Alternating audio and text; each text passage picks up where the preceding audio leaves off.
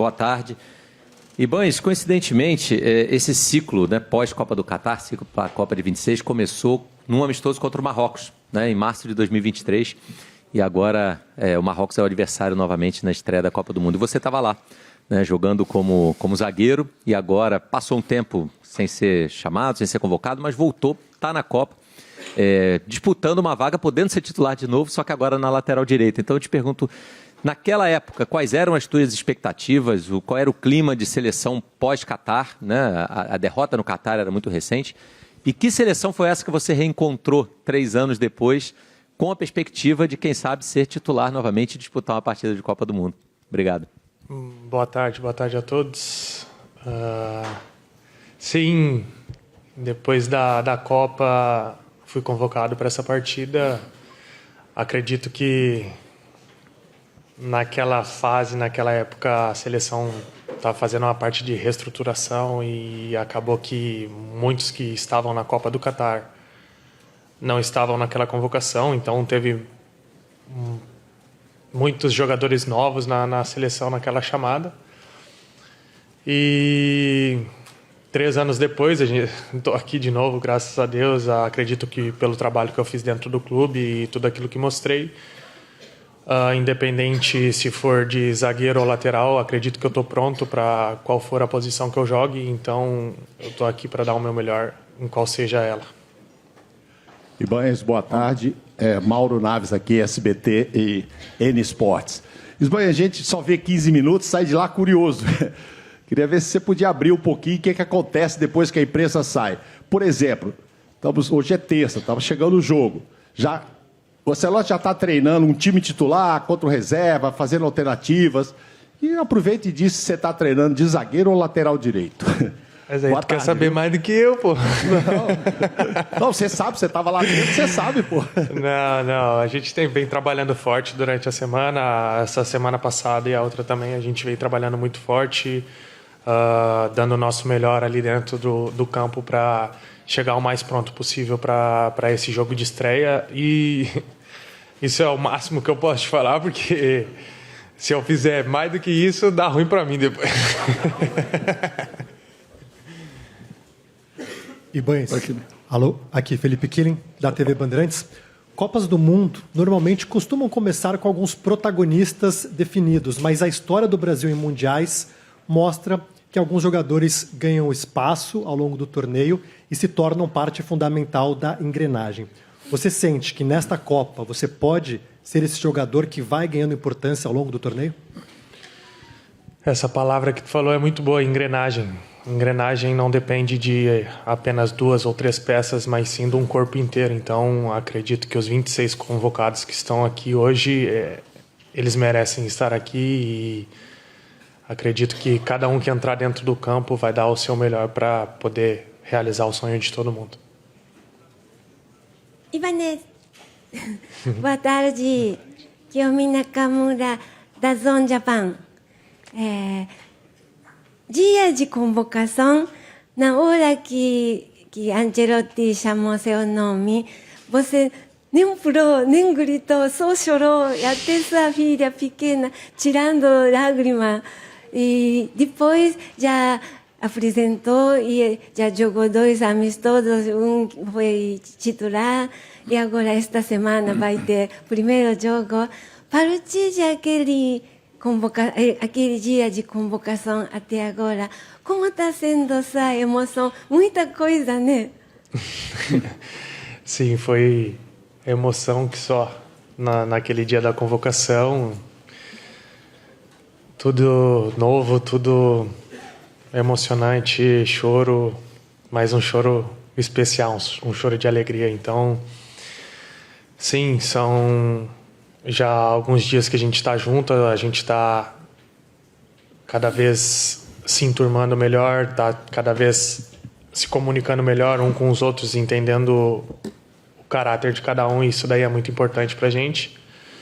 E é isso, durante esses dias aqui, como eu falei, a gente tem trabalhado muito forte e as expectativas que a gente cria em cima de nós mesmos, a gente tenta sempre chegar e alcançar elas sempre.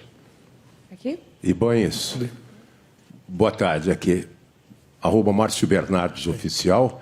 Eu queria saber, se dependesse de você te escalar para o jogo contra Marrocos, que posição você escolheria? Essa questão não depende de mim. É o que eu falei antes, independente da posição que for, eu me sinto pronto, seja de lateral, seja de zagueiro, seja onde for, eu estarei pronto para representar o meu país. Vale. Aqui, boa tarde, Banhos, tudo bem? Isabelle Costa, Canal Gold, inclusive um salve da galera do Central do Arabão que te acompanha lá no Campeonato Saudita. Eu queria aproveitar porque na última data FIFA você falou sobre uma conversa que teve com o Mister em relação a jogar na lateral. E agora com o corte do Wesley, a gente sabe que é uma posição que sofre uma carência. Já tinha uma certa carência e agora ainda mais. O Ancelotti, depois desse corte, chegou a conversar alguma coisa com você, com o Danilo também? Como é que tem sido a troca com o Danilo? Obrigada. Não, conversa específica não. Acredito que o Mister ele é bem direto e reto naquilo que ele quer dentro do grupo, e isso daí é muito importante para a gente porque clarifica muitas coisas. Então, com o Danilo, o dia a dia é sempre muito bom, ele esclarece muitas dúvidas que a gente tem dentro do grupo, seja de lateral, seja de zagueiro, porque ele também faz as duas funções, então isso daí ajuda muito. E é isso, não teve conversa nenhuma especial. Ibanez, aqui, Rodrigo do canal Vamos. Na última data FIFA, você veio aqui para a coletiva e você falou um pouco da sua frustração por não ter ido para a Copa do Mundo de 2022. Agora você está vivendo o contrário, né? Você tinha aquela expectativa, como a Kiomi citou o seu vídeo muito emocionado, e agora você está aqui, de fato, na Copa do Mundo, sábado o Brasil estreia. Quero saber como que está a sua cabeça, como que está a ansiedade, se você já caiu a ficha que você vai disputar uma Copa do Mundo pela seleção. Obrigado. Obrigado. Sim. De frustração a emoção, acho que é totalmente oposto um do outro, né? É uma felicidade, é um privilégio, é uma honra estar aqui disputando essa Copa do Mundo pelo meu país, por onde eu sempre sonhei estar. Acreditava que era um sonho muito distante, mas hoje ele está se realizando, então isso, para mim, de fato, é um momento muito importante na minha carreira. E, cara, a emoção, sim, muito grande, mas a ficha caiu, sim, até por chegar aqui, tá tudo cheio. Então, isso daí, de fato, faz com que... e mostra que o evento, o quão grande ele é, e isso é importante pra gente. Ibanez, Raíza Simplício da Placar, você falou sobre as suas expectativas e você foi muito bem na Roma. Quando você se transfere para o Al Ahly, você estava muito bem na Roma, vários clubes, até lá da Europa mesmo, demonstraram interesse em você. Você estava muito cotado para o ciclo da seleção. Acabou que nesse meio tempo você teve uma outra oportunidade, mas você acaba confirmando a tua vaga na Copa do Mundo no finalzinho, né? Agora, no finalzinho, quase aos 45 do segundo tempo. Eu queria saber de você como é que foi esse processo, se em algum momento, jogando no futebol da Arábia Saudita, você chegou a pensar que não teria mais chances de disputar a Copa, não seria, de repente, mais visto. E o que a escola, né, no futebol saudita te ajudou também, porque a gente conhece muito bem a escola italiana, mas nem tanto assim hoje em dia a escola saudita, né?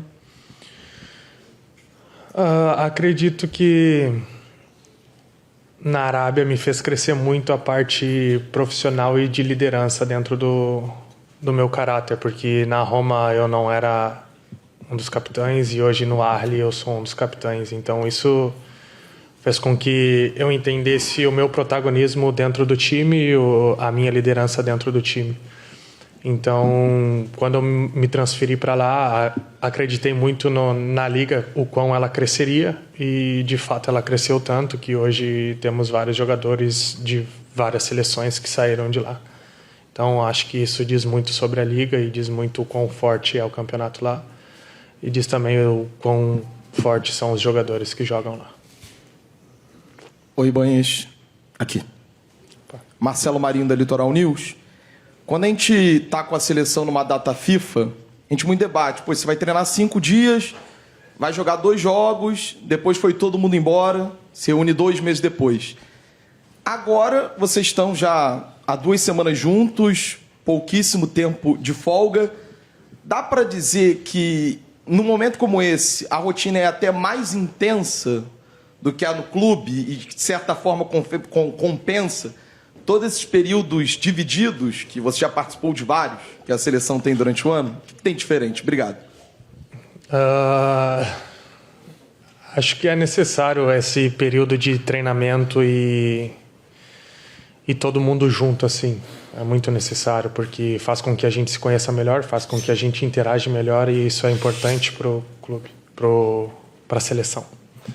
Então, nesse caso, é isso. As datas FIFA durante o ano, que são essas pausas, treina 5 dias, joga um amistoso, treina outros 3, 4 dias, joga outro amistoso, isso sim faz com que a gente se conheça, mas essa etapa final, acho que ela é muito mais importante do que os amistosos que foram no passado.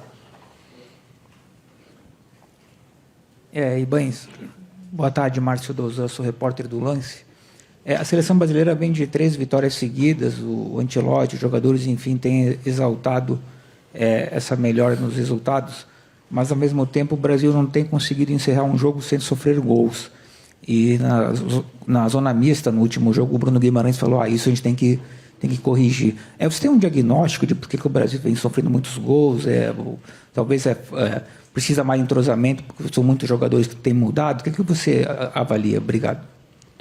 Sim, é uma questão que a gente sofreu alguns gols, mas a gente trabalha em cima disso também, a gente treina em cima disso também. É algo que a gente se cobra muito, é algo que a gente tem uma cobrança, acho que até interior, entre a parte defensiva de cada um, e acaba que esse sofrer de gols um pouco incomoda a gente, sim, e a gente trabalha todos os dias o mais forte possível para que isso não aconteça. Pode acontecer dentro de um jogo, é normal, mas o mais interessante é a gente estar focado para que o depois disso, o que a gente vai fazer, entendeu? Oi, Ibañez. Eduardo Gabardo, da Rádio Gaúcha. Tudo bem?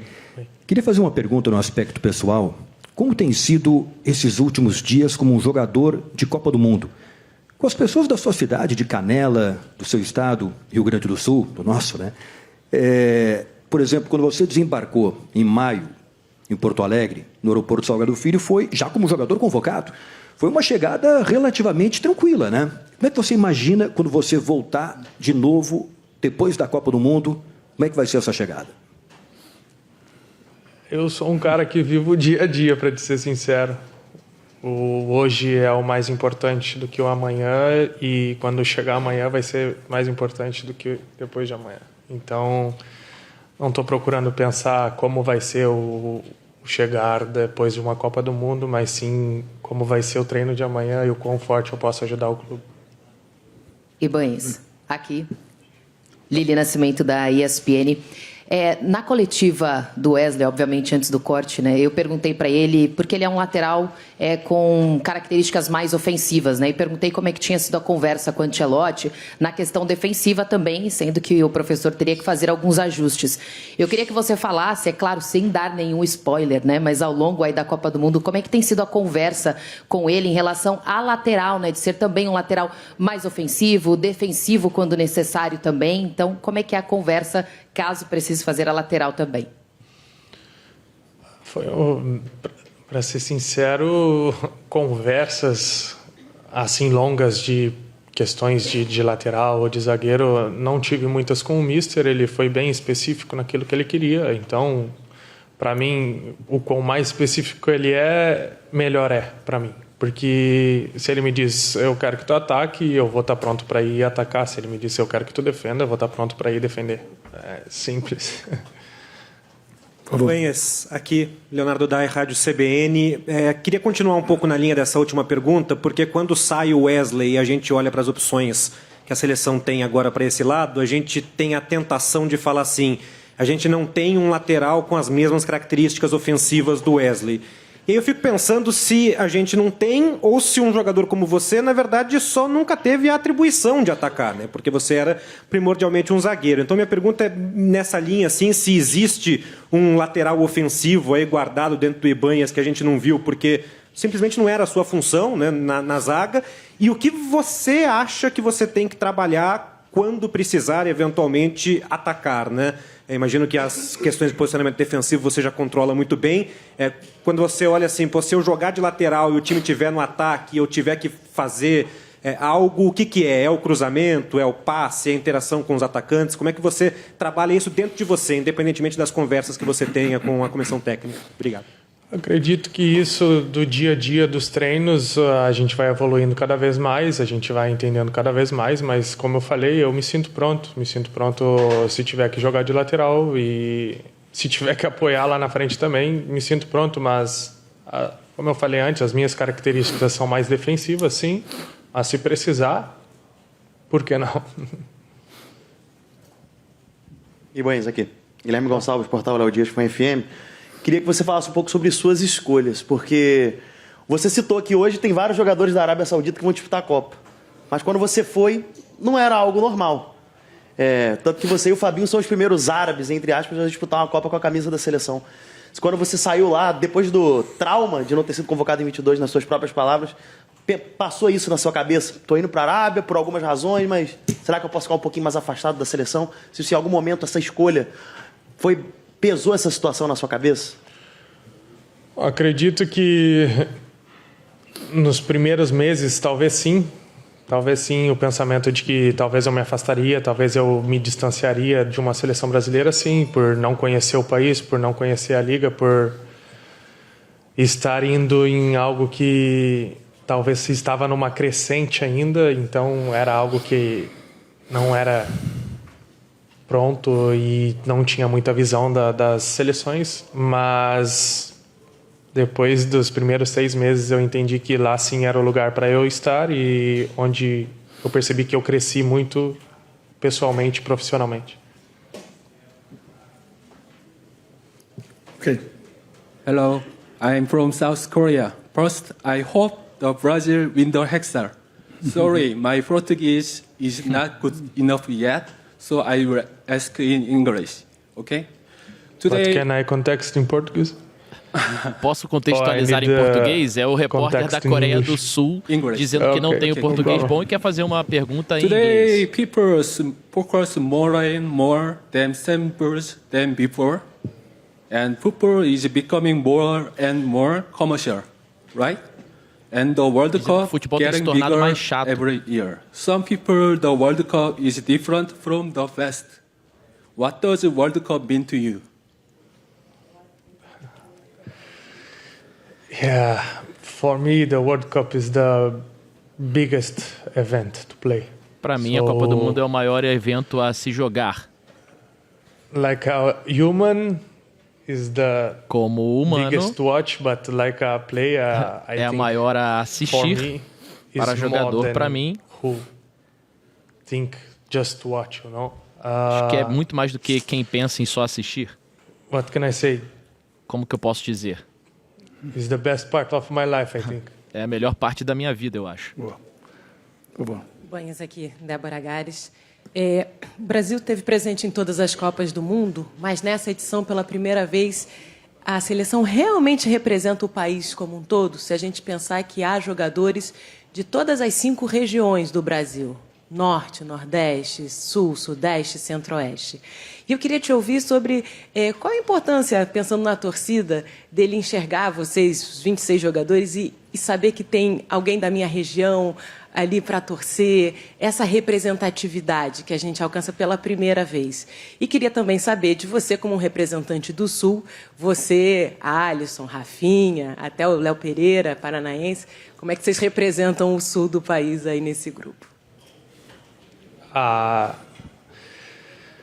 Acredito que juntando todas as culturas do Brasil inteiro nos faz mais forte a cada um pegar um pedacinho da sua terra e trazer para dentro da seleção, faz com que a gente se conheça melhor.